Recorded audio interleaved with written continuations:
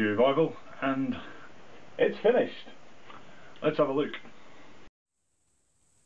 Okay, so this time I haven't gone bit by bit by bit.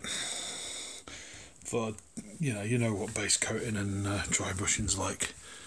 And all I've done, it does look a bit of a mess right now, but as I'm going to dull coat this, so it will look a bit less loud. The sort of the shading on the things, and there will be a lot of grass on there, so there'll be a lot of green going on. And all I've done here is I've coated that in burnt umber craft paint. I have done the rocks in emulsion called Pecan from well-known UK home decorating store.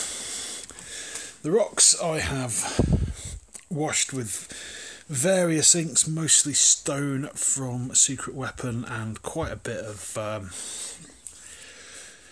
bits of black, bits of green, just anything to sort of vary it up a little really. I think they look alright.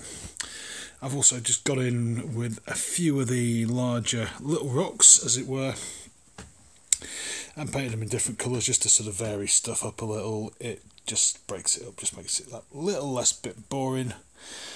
And then I've dry brushed everything again with this emulsion paint, this Pecan. I sort of did a match. It's sort of quite like Iraqi sand for you Vallejo fans. And then finally I did resort to a bit of acrylic paint, which is really about just it's got slightly better coverage and everything. And the spirals have come out quite nicely, and the spirals over here have come out particularly nicely. And there we go. That's short of some sort of static grass on there. This is pretty much done. I will gloss varnish it just to try and seal down a few more of these rocks. I knocked quite a lot of them off while I was dry brushing it quite vigorously, so that tells me that quite a lot more will come off as I put figures on it. But yeah, gloss varnish, matte varnish, and some static grass to come. Okay, so this is what it's looking like after a bit of static grass and some clump foliage. I sort of lost track of what it looked like while it was all covered in static grass and everything, so I'm probably gonna just go around again basically and just probably put a load of smaller patches in. So he's not quite finished, but I think he is looking quite good. So there's the final look at it. Now this is not perfect by any means. The grass is a bit too uniform looking. There's also in places it's a bit thin. You can see the glue, it looks a bit plasticky. But for now, I'm going to call it a day, call it done. And yeah, just everything is a lesson learned. I might attack it with some flock, just try and cover up some of the worst looking bits. But that's the most ambitious piece of training I've ever taken on.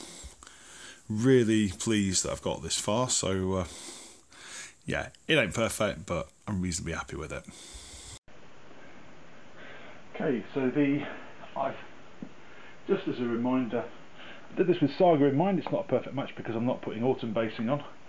I'm not putting autumn leaves on it, so it's not quite a match. But the the colours are the same, the static grass are the same, and this way it does do for quite a few other games. So the Saga, there's Bolt Action, there's Malifaux, War Machine and Hordes, Warhammer Fantasy, Weird Interwar, very British Civil War, Wars of the Roses, plus other stuff to come.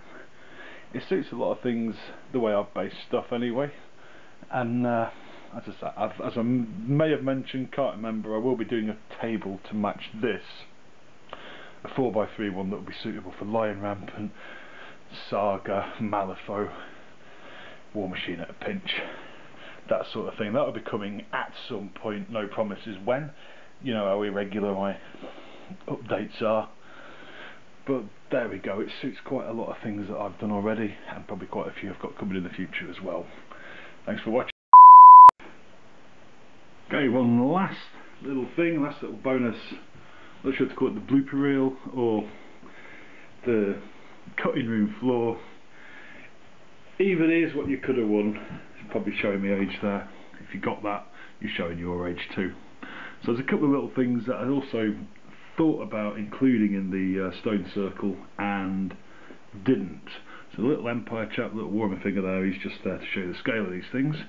So we start off with this. I thought I was going to put this in just to have a bit more visual interest, that sort of thing. But really, a great big Cthulhu monolith in there was far too silly. So I've slapped it on a base. I'm pretty sure there's a Malifaux mission with a monolith in that you've all got to be in base contact with. If not, it'll do for something. If not, it just looks nice. Another thing is that's well, we know, right. The first thing is that's bloody silly, but it's also sort of covered in this rough stuff which I've done as barnacles, Cthulhu being an aquatic elder god and everything. So yeah, stone circle by the sea, not sure if those exist. Stone circle with Cthulhu in it, really not the sort of thing I want for my saga terrain. The other thing is perhaps more plausible, and this is from, I think, from Ainsley Castings, and this is, I believe, a dolmen, sort of standing stone anyway, and this sort of fits the theme a little more. But I think in the end I just decided, well, actually these things probably don't exist as part of the stone circle. Could be wrong, but I'm not aware of a stone circle that contains a dolmen. They seem to, they're possibly from the same culture, from the same era, but not seen together. Don't know. But anyway, then this will come in useful. That's a bit of flavour, a bit of cover on a war machine table, that sort of thing.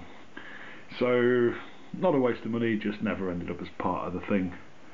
So there you go. There's a couple of extra bits that I threw at this thing when I was sort of putting it together, and I've just got a couple of bonus bits of daft scenery.